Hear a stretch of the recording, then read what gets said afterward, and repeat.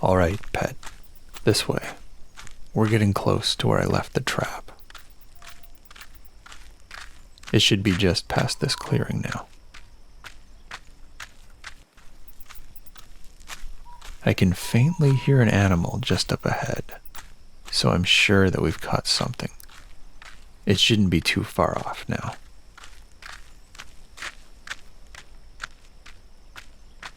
Ah, there it is. And it looks like we've got a catch here.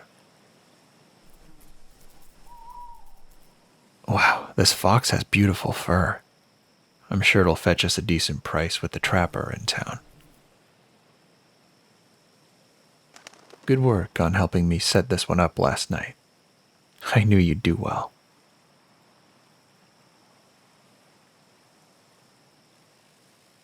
Yes, I know, sweetie. I feel bad for the little fella too. But this is how nature is, unfortunately. Either he dies for us, or he would have died being eaten by a bigger animal eventually anyways. Nature's cruel that way. There. I know. You're suffering like this. I'm sorry, little one.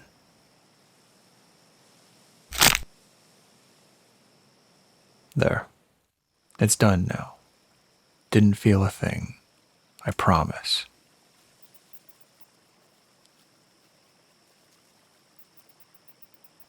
Pet, I know.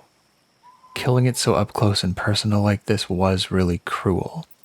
But breaking its neck was the fastest and most painless way for it to die.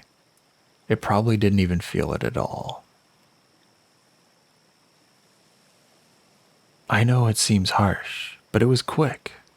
It's the fastest way to put it out of its misery.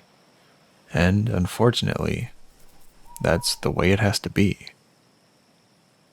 We rely on these things for survival, just like that fox relied on its instincts to stay alive in the wild.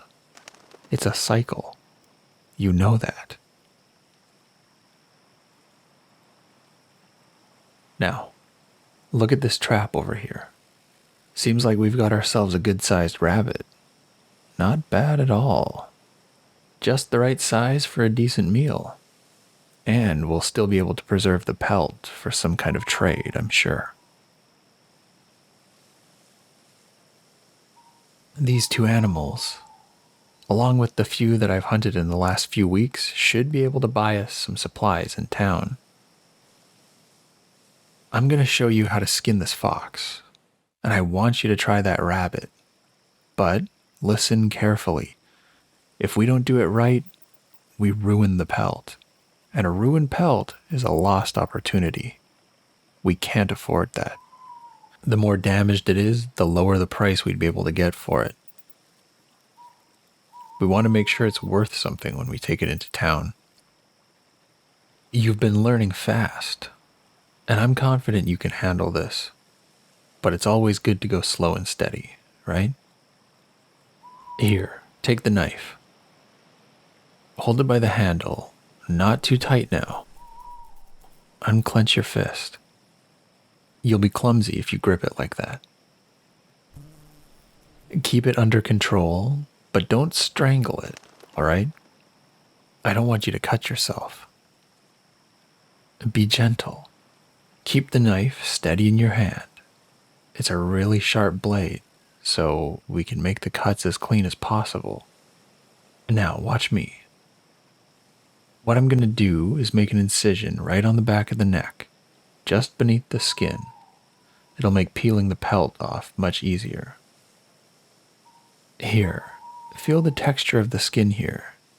See how it's tighter on the rabbit's neck? That's where you want to start.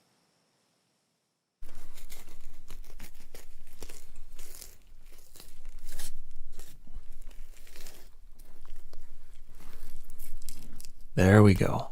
Nice and slow. Nice and slow, pet. Steady hand. Let the blade do the work. You just guide it, all right? Feel where you're cutting. Go with the grain of the fur. It's important you feel the difference as you pull. You're doing fine. That's it. Keep it close to the flesh. Don't push too hard, just let the knife glide. Just like I'm showing you here. Nice and gentle. There you go. No need to rush. That's it. You're getting the hang of it. Just keep going slowly. It's important to take your time with this, and honestly, this applies with just about any task involving sharp tools. Unless you're trying to kill a man, of course. You're doing really well, pet. I have to say, you're a real natural with that steady hand. The first time I skinned an animal, I made a huge mess everywhere. And my pa got real mad at me because we ended up not being able to sell the pelt for anything. I also managed to ruin the meat too somehow with the pressure I was applying on the awful blunt knife I had as a boy. Well, you've also got a way better trainer than I ever did, so you better be grateful. I expect you to learn fast. Alright, there we go. Just like that. Keep pulling the skin gently. Wow, these look perfect. You're really good at this, pet. I know it might be a little gross, but you've got to do things like this to survive.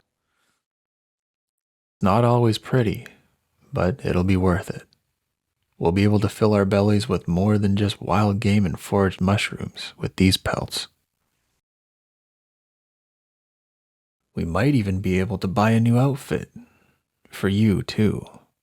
Or maybe a new book. I know you've been asking for one of those for some time. A new outfit doesn't sound like such a bad idea for you, though. I know you haven't really had much to wear besides the tattered rags that I found you in. And my clothes that you borrow on laundry days always just hang off that small frame. You practically drown in them. Plus, you'd look nice in some proper clothes. Anyways, that's it. We've got the pelts. You can rest for a bit before we go back home. It's a good thing we decided to come out here so early in the morning. We should be able to take the fur to town today. For now, I'll get this cleaned up. It'll be easier to transport if we get everything sorted now.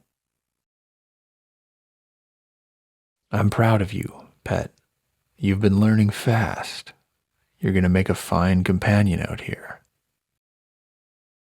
Well, an even finer one than you've already been so far.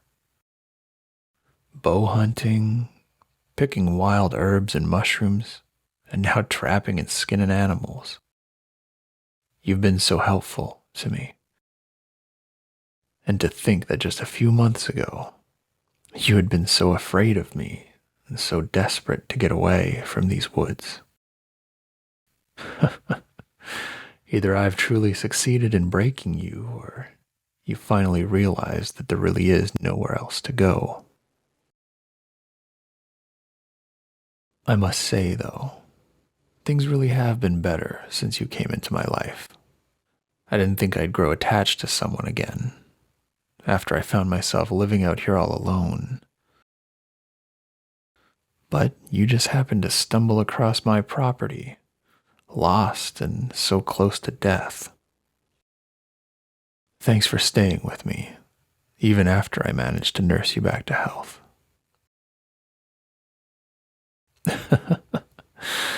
I guess you didn't have much of a choice in the matter, though.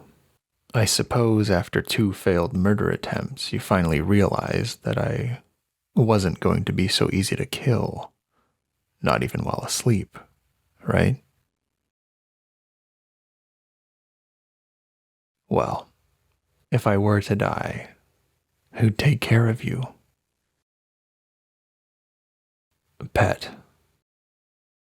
Yes, I've taught you a lot in recent times, but you still have a long way to go before you can survive out here all by yourself. And don't even think about escaping into the town. There's nothing for you there. You can be sure about that. Now, let's get the wagon ready. If we hurry now, we should be able to get into town to sell these pelts and pick up some supplies for the cabin before nightfall. Why don't you come with me? Yes, I trust you, but I'm going to need you to stay close to me.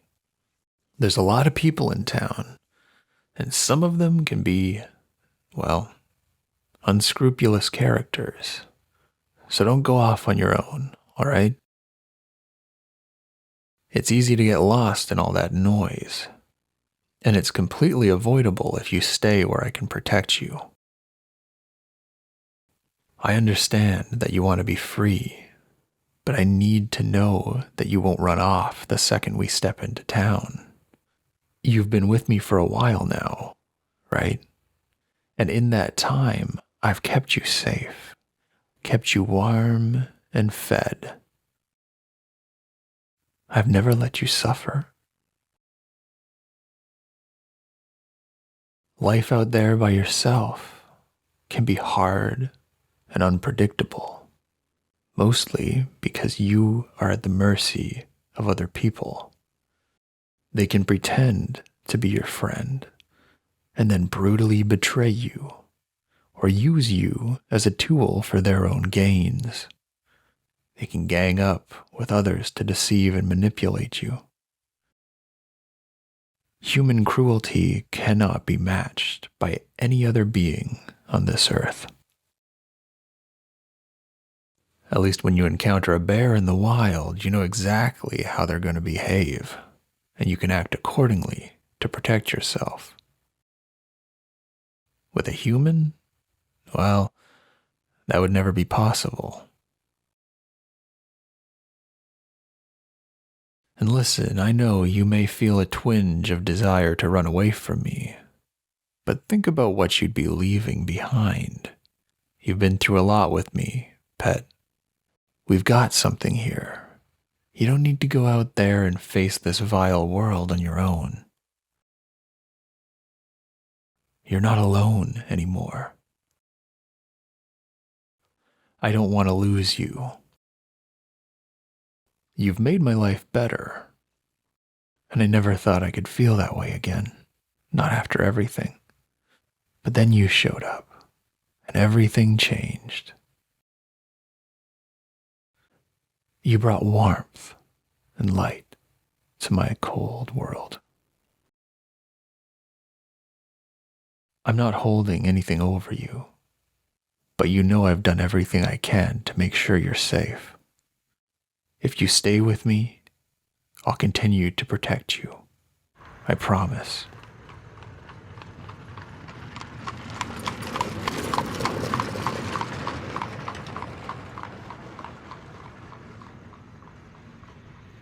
All right, we're here. I'll handle the trade.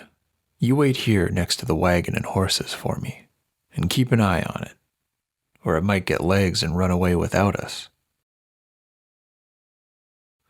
I trust you, pet. You know that, right? I know we've had some of our, disagreements earlier on, but I know you won't run off. Besides, you don't exactly have a reason to anymore, do you? Well, stay here. I won't be long.